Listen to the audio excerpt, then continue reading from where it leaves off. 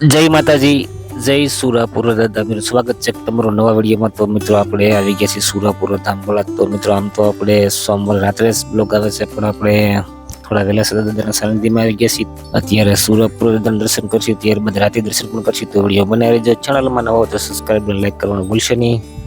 તો મિત્રો આપણે આવી ગયા છીએ દાદાના મંદિરમાં.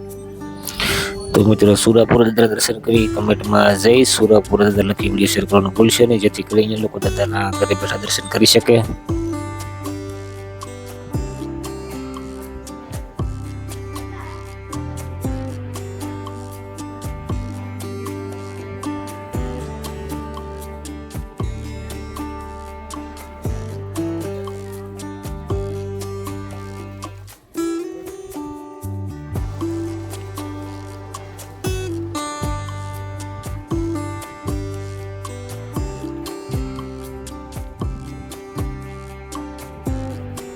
સુરાપુર દાદાના દર્શન કરી આપણે દાદાની ધજાના પણ દર્શન કરશું. ત્યારબાદ આપણે શેડની નીચે જઈશું, જ્યાં થોડી ઝરમાં દાનબા બાપુ પણ આવશે. તો આપણે એમના પણ દર્શન કરવાના છે. તો વિડીયોમાં ઠેઠ સુધી બનાવી લેજો.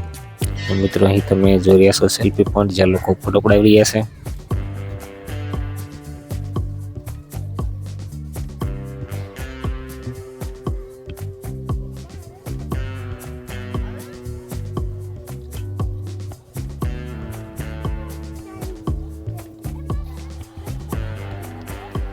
તો મિત્રો આપણે આવી ગયા છીએ મંદિરની સામેની બાજુમાં. તમે જોઈ રહ્યા છો તો મિત્રો અહીં હવનકુંડ પણ છે, જ્યાં લોકો અગરબત્તીનું ભભૂતિ લેતા હોય છે.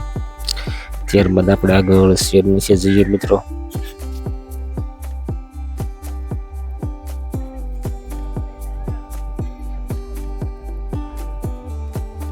તો મિત્રો આપણે આવી ગયા છીએ શેડ નીચે. તમે જોઈ રહ્યા છો તો મિત્રો અત્યારે દાદાના સાનિધ્યમાં દર સોમવારે અને મંગળવારે ખૂબ જ મોટી સંખ્યામાં લોકો દાદાના દર્શનની સાથે મંગળવાર કરવા માટે આવતા હોય છે. તો આપણે પણ દર સોમવારે સાંજે અને મંગળવારે સુરાપુર દાદાનો બ્લોગ આવે છે, તેના માટે આપણી ચેનલને ખાસ સબસ્ક્રાઈબ કરી લેજો મિત્રો.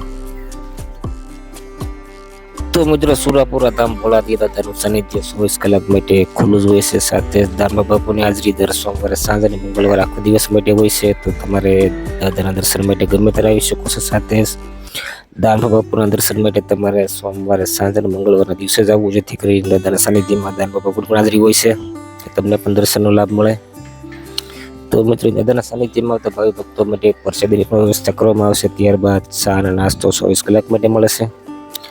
નહીં તમે દાદાના મંદિરના સંપૂર્ણ દર્શન કરાવવું મિત્રો તો વિડીયોમાં ઠેઠ સુધી બનાવી રહેજો.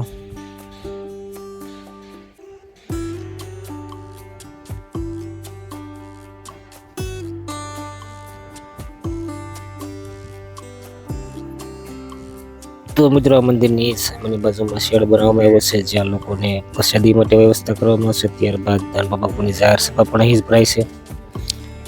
તો મિત્રો બપોરે અને સાંજે 2 ટાઈમ અહીં પ્રસાદી દેવામાં આવે છે, તેની ખાસ નોંધ લેવી. ત્યારબાદ ચા અને નાસ્તાનું કેન્ટીન અલગ છે, તો ચાલો તમને તે પણ બતાવું, જ્યાં 24 કલાક માટે નાસ્તો મળી રહે છે.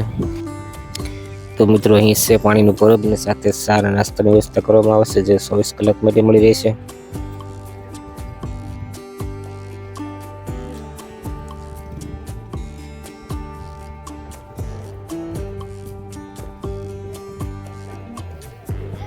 તો મિત્રો આ શેડની સામેનું પાર્કિંગ છે. જે તમે બાયપાસથી આવતા હો તો તમારે પોતાનું વાહન કે ગાડી અહીં પાર્કિંગ કરવાની રહેશે. ત્યારબાદ ગામમાંથી આવતા હોય તો મંદિરની સામેની બાજુમાં પણ તમે પાર્કિંગ કરી શકો છો.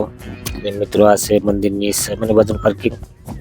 તો મિત્રો આજના બ્લોગમાં આપણે સુરાપુર દર્શન કર્યા. ત્યારબાદ રાત્રિ બ્લોગમાં આપણે દાનબા બાપુના પણ દર્શન કરીશું. એના માટે આપણી ચેનલને ખાસ સબસ્ક્રાઈબ કરી લેજો મિત્રો. ફરી મળશું. જય સુરાપુર દાદા, જય માતાજી.